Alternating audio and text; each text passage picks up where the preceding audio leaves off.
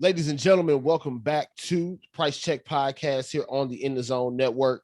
Of course, y'all know listening to the show, we love celebrating those who secure the bag. And for once here on the show, we got a special guest that we can actually celebrate with a secure the bag. Also, Mr. Brandon Scoop B. Robinson of Bally Sports. How are you doing today, sir? Man, sir is my daddy, but I'm doing good. How are you? I'm good, man. So, no, wanted to definitely say congratulations on the new role, NBA insider there for Bally Sports, man. It's a huge thing there. So, also wanted to give you a chance just starting out, man. Let our listeners know how you got started in covering the NBA and getting to where you are now.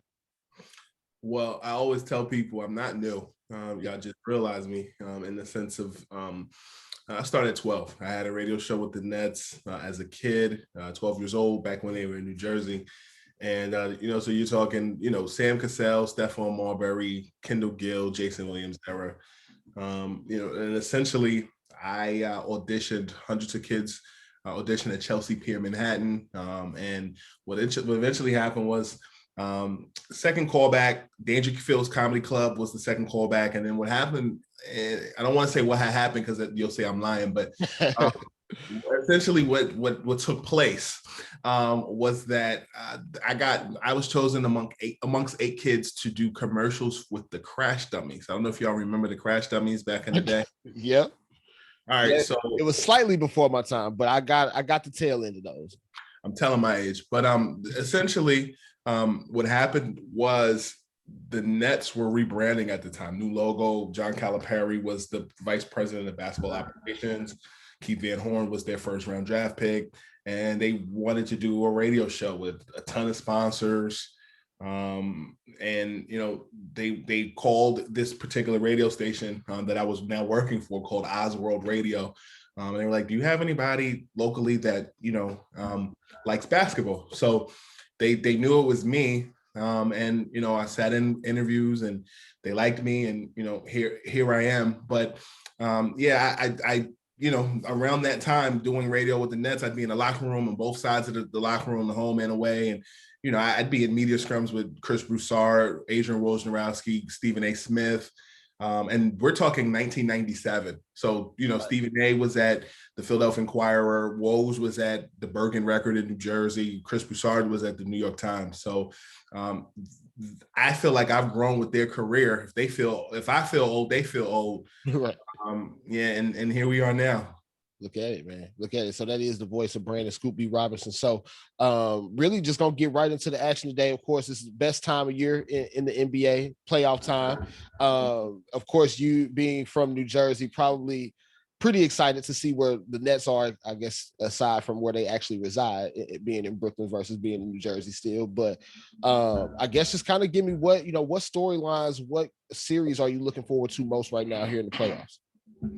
Honestly, I'm excited for two matchups. I'm excited for Portland and Denver. I'm right there with you. And I'm also excited for the Knicks and the Hawks. Okay. Because I think that those two games they could go either way.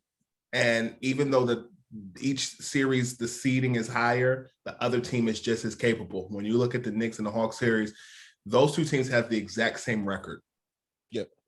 And the Knicks' journey is a little bit more appeasing because of locality, but also because they haven't gone to the playoffs since 2013. And we were hoodwinked, bamboozled, and led astray. Kyrie, Irving, and Kevin Durant and Zion Williamson would potentially be in Manhattan a couple of free agencies and drafts ago. But also in Denver, I think a storyline that is going to be very much talked about on television is this is the first time that Carmelo Anthony has played against the Denver Nuggets in the playoffs since he's left. That's very intriguing. He's played in the Eastern Conference for the Knicks for years, and then playing for OKC, playing for Houston. Houston, he never made it to the playoffs, but playing for the Portland Trailblazers, he plays against his Denver Nuggets team. So those are the two that really stand out. I'd like to see Portland win that. I would like to see the Knicks pull it out because I want to see the Knicks play against the Sixers in the playoffs. I do want to see the Knicks get to the second round. We actually talked about that on our last episode, and I was at the time, this was before the final seeds were there. I was hoping that we could get Brooklyn versus the Knicks. I wanted that for my East Coast people. I felt like that probably would have broken the state of New York, but unfortunately, we had to wait till maybe next year or a year after, something like that. But right there with you in terms of the Knicks and the Hawks, I think that's going to be a drag out series. I think Denver might be able to get Portland, but I'm also banking on Michael Porter Jr. to have a pretty good series there, and he's still got to show us a little bit though. People compare Porter to KD. It just his I don't want to say lazy game, but if I can make a hip hop reference that makes sense, almost like that Lloyd Banks, Fabulous Mace type of relaxed flow. Yep. I feel that. On the basketball court, I feel like people try to make that comparison. Personally, I was banking on Brandon Ingram being the second coming of that. But people tried to put Ja Rule and DMX in that same box too. So I guess there's room for everybody as far as just flow, similarities in that regard. But as it relates to Michael Porter Jr., I really was impressed with him going back to the playoffs last year, where he was snitching in press conferences and used that as like, I was like, okay, this is a little firecracker right here. He's here to stay for the long run. I got a funny Michael Porter Jr. story. I'm ready for it. All right, so a couple of years ago, back when we were all outside, I was invited to a party at the Players Tribune, and everybody was there, like Darius Miles, Nate Robinson, Michael Rappaport, Scotty, all these people, right? Yep. So they were giving out gift bags. Jerry and Grant was there. The Nuggets were in town playing the Knicks, so they had gift bags for everybody. I'm like, where my gift bag at? I got Michael Porter Jr.'s gift bag. They gave me his gift bag. Wow. He didn't get no gift bag that day. What were in the contents of that gift bag? AirPods, a hat, T-shirt. I only wanted the AirPods. I gave my I don't wait for the AirPods myself. Yeah, definitely need those. Yeah, but yeah, that was a fun evening, and yeah, shout out to the Players Tribune. Cool, man. No, so really quickly before we switch gears back to the Knicks Hawks series, how much of a buzz is going around the city of New York right now that the Knicks are kind of back in the hunt? I think when you look at the city of New York, it still is a Knicks town. And I think even if the Nets do win the finals, it still is a Knicks town. But I think New York, particularly on the Manhattan side of things with the Knicks, you're born a Knicks fan. The Nets, you're still developing a tradition or developing an identity. And I think that is where we're at. I think it's great that you have both teams in it because they both, in the words of Rasheed Wallace, both teams play hard. Yeah. But I think when you look at just what the Knicks have done, it's great because for a long time, Knicks fans were just like upset. Like I feel like they reestablished culture. It started with Thibodeau, kind of just, in his story, being an assistant and finding his way back in a dream job situation. I think it also begins and ends with the hiring in the front office.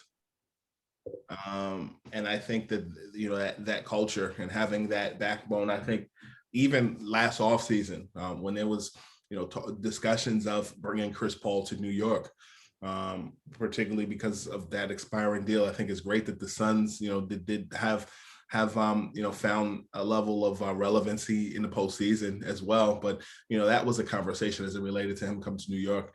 I think Derrick Rose coming has been great. I think drafting quickly has been great. Yeah. I also think RJ Barrett in year 2. I mean, he's putting up in the regular season in his sophomore year. They say the sophomore album is usually the difficult album. Right. But I think at the same time, when you look at the numbers he's putting up, I mean, he's in the same conversation statistically that Magic Johnson, LeBron James, and Luka Doncic are in.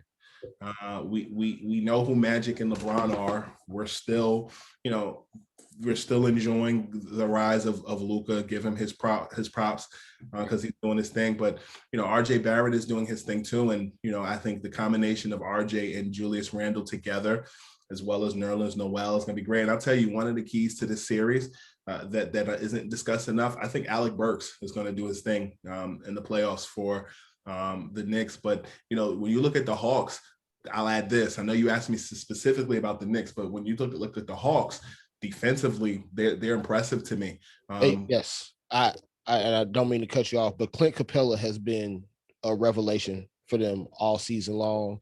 And again, Nate McMillan coming in and the job that he's done since taking over for Lloyd Pierce, I think just getting them to buy in defensively when that was the big question coming into the season for them.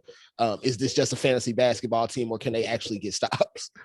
Yeah, and I think it's so much okay, so look at last offseason with Rondo, and I'm thinking it was smart because Rondo got the 2-year deal he wanted. I know Boston was interested.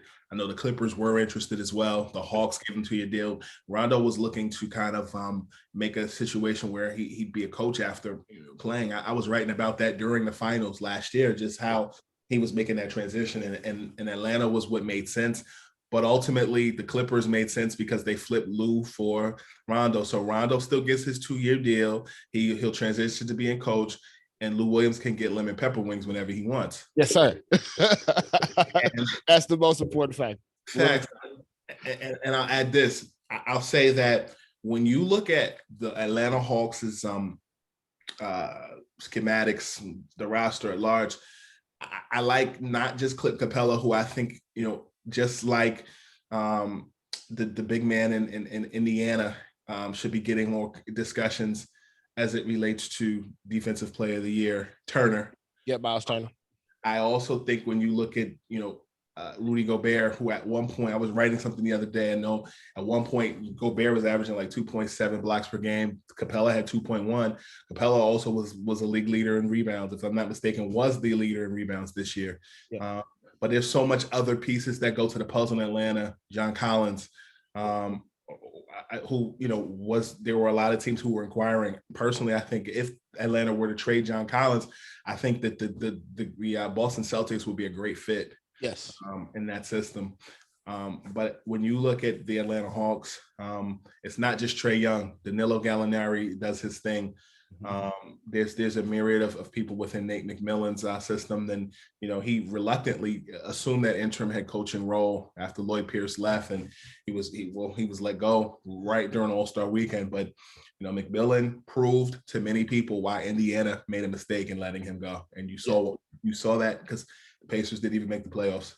No, and I'm right there with you in terms of that being a big mistake for Indiana. And I also, on the topic of Atlanta's players, Bogdanovich has been somebody that I've had my eye on all year too, especially in the games that Trae Young missed this year, kind of playing that, kind of point forward type of role for them. I think really kind of buoyed their season a little bit in terms of them being able to climb up in those Eastern Conference standings. So for those of y'all listening, we have Brandon Scoop B. Robinson here joining the Price Check podcast today. So do you have any dark horse picks coming out of either conference potentially as far as a team that could make a serious championship run? The Knicks. Really? I didn't expect that one. I think the Knicks, and I'll say this, I think the Knicks, as it relates to going deeper into the, let me clarify my statements. The Knicks making a deeper run past the first or the second round. Okay. However, I think as it relates to the Eastern Conference at large, I think that the Bucks are very overlooked. I think that the Heat are very overlooked. The Heat are still the NBA's Eastern Conference champions. COVID did a number on not just the Heat this season, but also the Boston Celtics. And if it wasn't COVID, it was injuries as it relates to Los Angeles Lakers. So I guess in answer to your question, the Lakers are a dark horse in a weird way. They're like an underrated. They're like it's almost like they're Rocky Balboa after Rocky 2. Okay. And that actually is the perfect analogy. Like, although you're a champion, you're still an underdog in some weird way. Like last year they were like, and it's hard to say that. That's like I don't know if the Lakers were in Apollo Creed Rocky One mode last year or they were in it in 2018 when LeBron arrived. But I feel like in the bubble they were definitely in that Rocky mode because like everybody knew it was going to go to the Lakers and many people were believing in them, but many people were hating them. I feel like this year the Nets are in a situation where they're the favorite and I want to see them be successful, but I got questions. Yeah. I'm in total agreement there because it's like, I think if I read it correctly the other day, the only team that has played less games with their starting five and won a championship, I believe, is the 2001 Lakers. And even then, you still got a hard road to get through both Milwaukee and Philly, and then potentially a Lakers team to win a championship, and your guys haven't played together. The way some folks in Brooklyn say it to me, they feel like Philly keeps them honest, or rather Miami keeps them honest. Philly is their biggest competition, and within that system in Philadelphia, the thing that Philly has the advantage over them on is in the post with Embiid, and even with that, Embiid is not your typical postman, right? You know, the postman delivers mail, but he also moves weight on the block. He's different, you know. So I think, you know, at the end of the day, I think Philadelphia is there, you know, from positions 1 to 15. I definitely think they're there. And it's not just a favorite that Brooklyn's going to win it. Just like I think for so many years, Steph Curry has wowed you. You just assumed that Steph Curry was going to have the better hand over LeBron in the play-in tournament and that Memphis was just going to fold. And I really feel like the game that they played against Memphis or against the Warriors the week before helped them in guiding them against the Warriors on Friday night. Yeah. And you can see that they really not only learned their lessons from that game, but definitely took notes from what they saw the Lakers do on defense against the Warriors here on Wednesday and really put that game plan into effect. So on the topic of the play-in, what were your thoughts on just, you know, the idea of the play-in initially coming into the season and then what we actually got to see this week? Do you think that ended up being a success for the league? When I first heard it, I'll be honest with you, I thought it was whack. Yeah. It felt like George W. Bush's No Child Left Behind. Again, another accurate comparison. I can't hate on that. I can't hate on that one at all.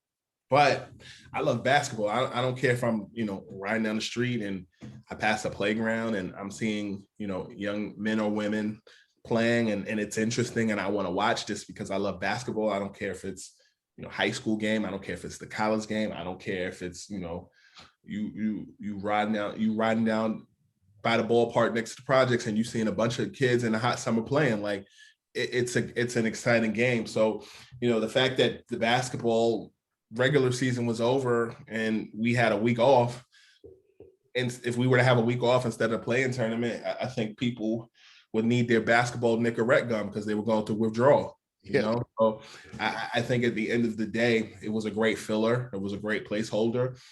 This is really not new. We saw this in the bubble last year with the Portland Trailblazers and the Memphis Grizzlies last year. And I think that's another reason why I think Memphis got it right this time because, you know, they lost to Portland last year and, you know, they lost in the first game to the Warriors and then they won it. Or excuse me, they lost in the first game to San Antonio, correct?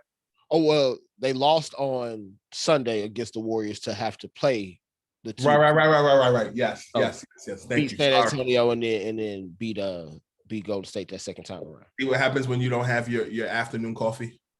Yeah. Hey, I'm trying to cut down on the cups of coffee. I'm going from 2 back down to 1, and it's been hard. So I relate. I'm lying. I don't even drink coffee. I drink hot chocolate though.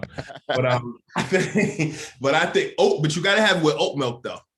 So I try to I'm doing 1 sugar, no cream, no milk, no none of that. So I'm trying to get back to black on the coffee. Oat milk is not milk though, really. See, now you might have to get me hip off the screen, man. I gotta get some knowledge. Oat milk is made from oats. It's not soy. It's not milk. I don't drink milk, but oat milk is the wave. I'm telling you, get on that oat milk kick, man. If you need milk. I definitely do, because I don't do the cow's milk anymore. So I'm definitely gonna have to tap into the oat milk. It's for cows. It ain't for humans. Yeah. You got a point there, man. You got a point there. So if y'all just joined us, this is the Price Check Podcast here with Brandon Scoop B. Robinson. So a few quick hit questions before we go. Sure. One, your NBA Mount Rushmore, 4 players. Who would it be? Michael, Magic,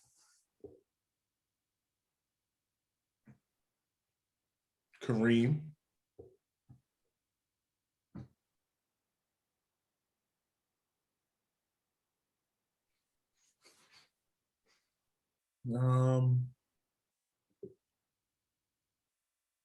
Isaiah.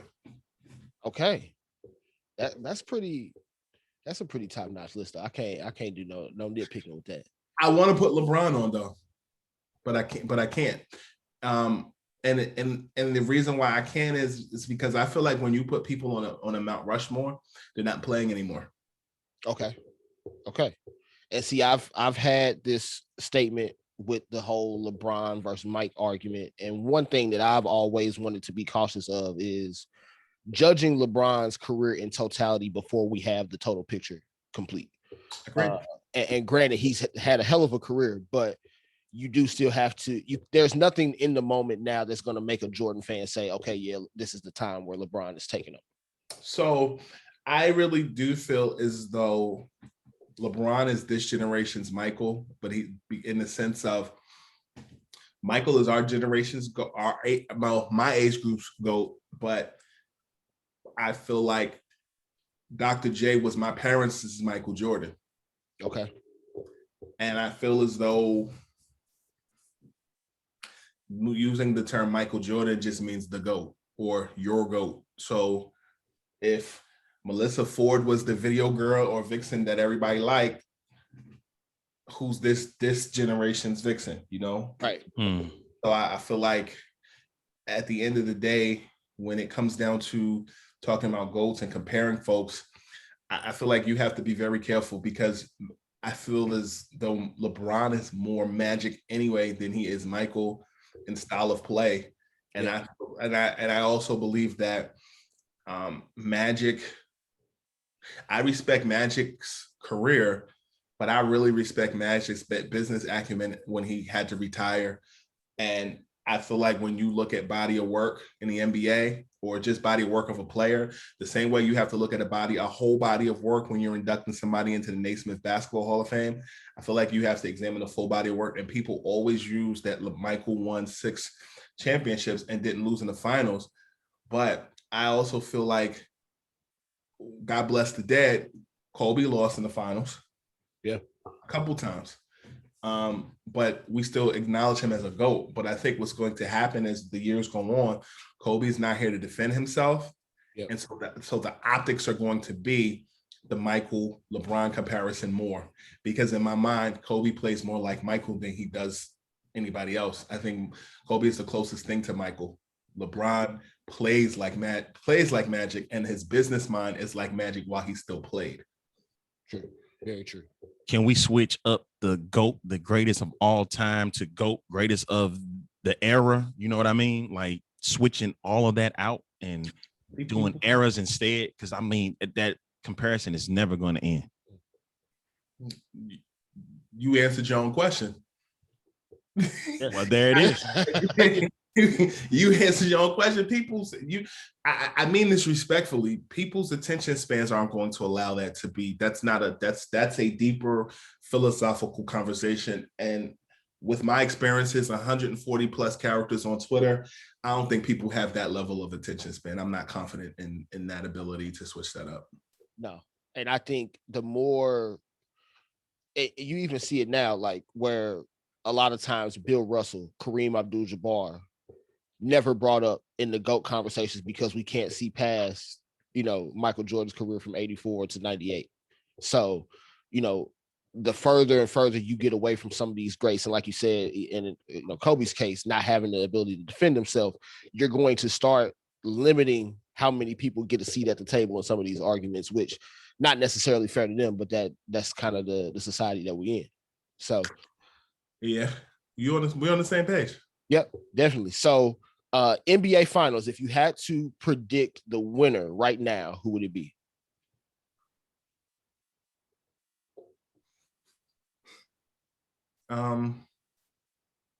I think that people want to see Brooklyn and LA.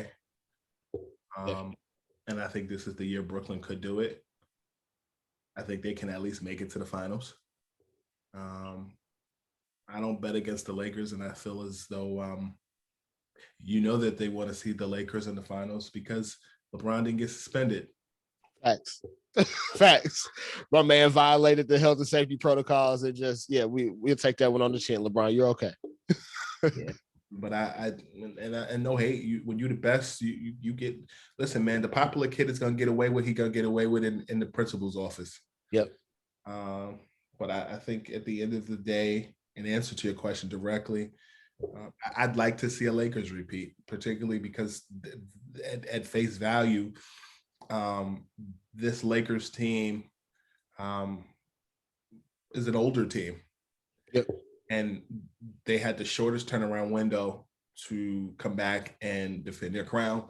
And in spite of that, I'm impressed that, a roster with Kentavious Caldwell-Pope, Montrezl Harrell, Kyle Kuzma, and others stepped up. But I'm going to be honest with you, in order for the Lakers to win, I personally think Kuzma's got to post like 15 to 20 a game. See, to complement AD and LeBron. Yeah, and so it's the same kind of discussion you had going into the bubble last year of, okay, who's going to be that third guy? And granted, there were some nights where LeBron and AD were so good that it didn't matter who the third person was because there wasn't anything on the other side that was going to stop it. But being the 7th seed, and granted, you can kind of nitpick at the other teams in the West, but that road not having home court advantage in any series, having to go and get every team's best shot. If you could pull it off this year, that's a special way to go in and repeat. It's literally I used this analogy with somebody the other day. They didn't agree, and after thinking about it, it sounded stupid, but I'll make myself vulnerable. The Lakers are the 7th seed, and it feels like the Knicks when they were the 8th seed. Yep. Except, Allen Houston hit that shot against Miami. Like, it's not a clear-cut analogy because the Knicks weren't expected to go to the finals. The Lakers were, but the feeling of just a lower seed making it there and playing the Spurs, and you rooted for them. Like, the Lakers, for once, aren't the most hated team because people hate the fact that the Nets did the very thing that the Lakers did last year. Mm-hmm.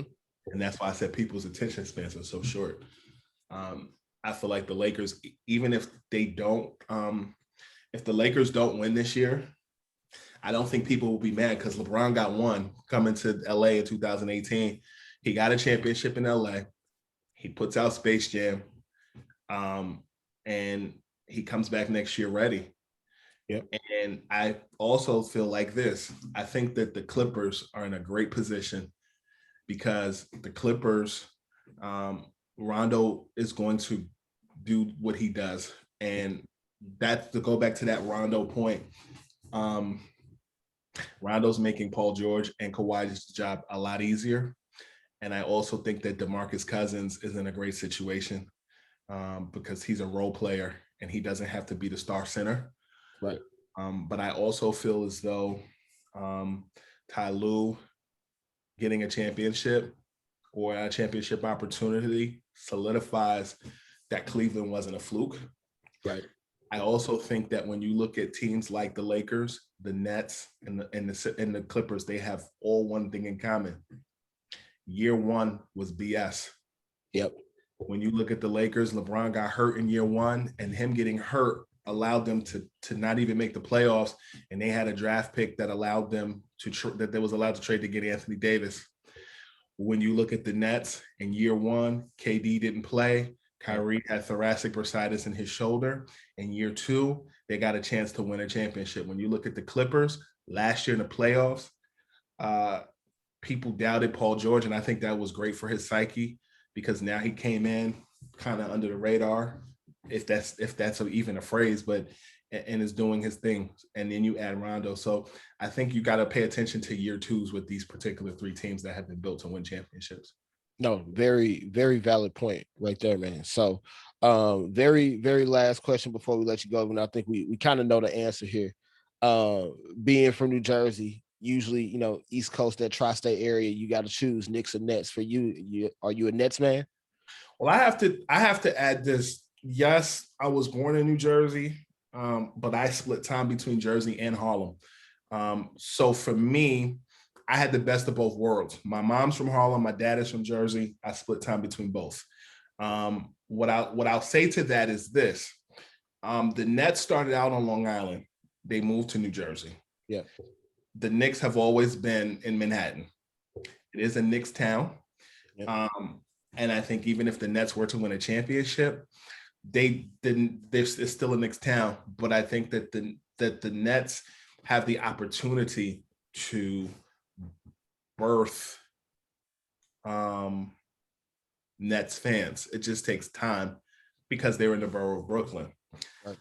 I think if I can use an analogy, it's almost like how the Sonics moved to Oklahoma City and they had to develop a culture. Yep. I think that Kyrie and Kevin Durant making the choice to go to Brooklyn instead of going to New York, and Kyrie was never seriously considering joining the Knicks. They were always going to be a package deal, I'm told.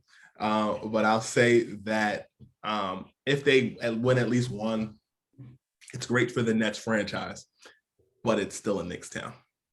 There you go. There it is. So, ladies and gentlemen, that is the voice of Brandon Scoop B. Robinson. Brandon, let them know where they can find you on the social medias and where they can find your work.